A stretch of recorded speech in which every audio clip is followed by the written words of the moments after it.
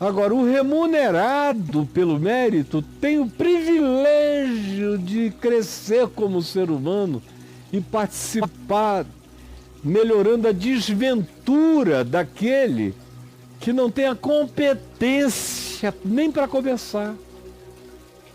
Isso seria e deveria ser feito por uma questão de inteligência.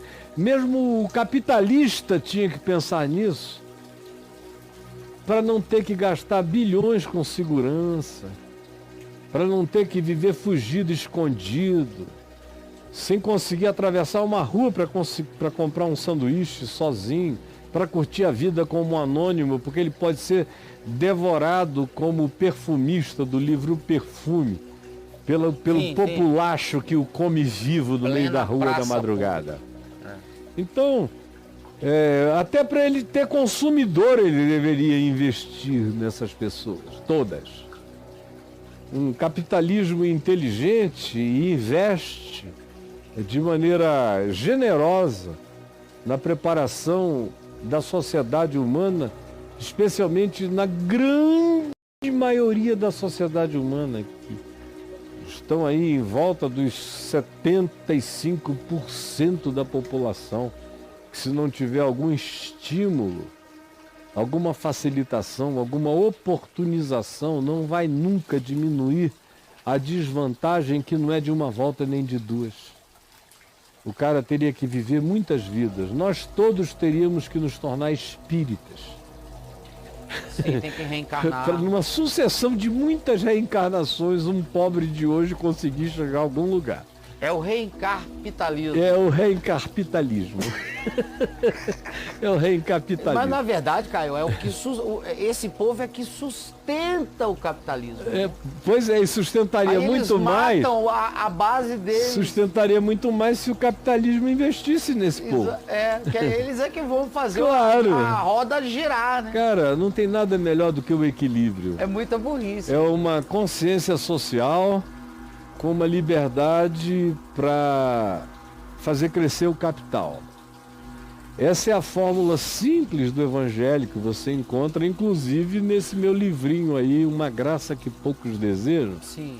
Que é um livro que está na validade para sempre, porque são princípios do evangelho sobre como ganhar dinheiro, e não tem nada contra ganhar dinheiro, desde que isso não seja um culto ávido, destrutivo para sua alma, mas como ganhar dinheiro, manter o dinheiro que ganhou, usufruir o dinheiro que ganhou e exercer o privilégio de capacitar outros, porque não se trata de assistencialismo.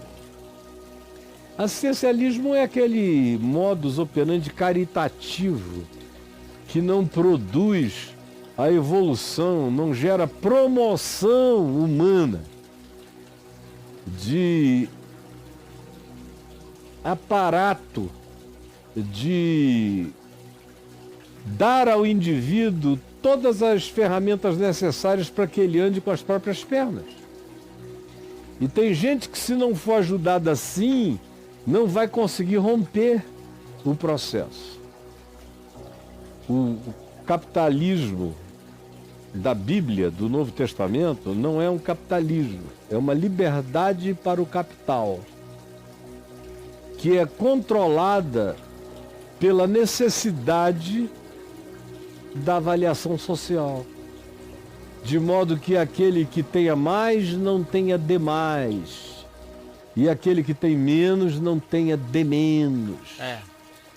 O que tenha de mais, o que tenha mais, porque tem mais, mas ele só não terá demais, como hoje 8 indivíduos têm mais de 51% da renda per capita do planeta todo. Está na mão de 8 pessoas. Tem 8 caras. Cara, isso é de uma iniquidade inominável. Que loucura, né? Houve um tempo em que as mentes lúcidas tinham coragem de falar disso. E os congressistas discutiam isso.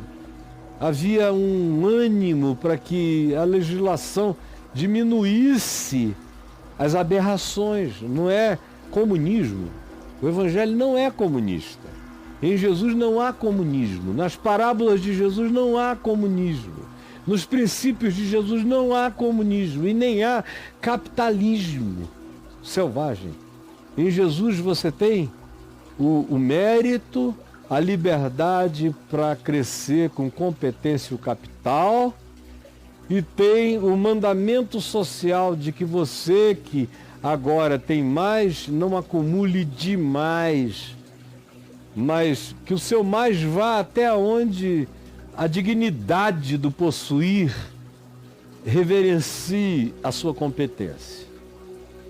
E o que passar disso é seu privilégio qualificar seres humanos para que eles cheguem lá. Enquanto não são qualificados, tem alguns que precisam de assistência imediata. Quem tem fome tem pressa. Quem tem fome não tem tempo. Quem tem fome não adianta eu dizer, olha, eu vou chegar e eu vou te preparar em 3 anos, você vai estar capacitado a começar. Não, quem tem fome tem que ser atendido agora. O pão nosso é de cada dia.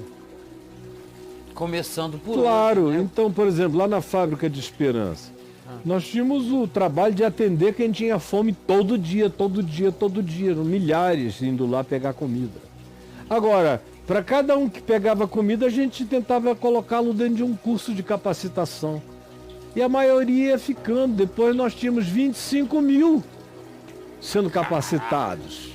Gente que se formou, que está me assistindo aqui agora, que viraram coisas que jamais aconteceriam com eles se eles não tivessem sido apressados na roda daquela desigualdade com as ajudas que receberam. Olha que maravilha.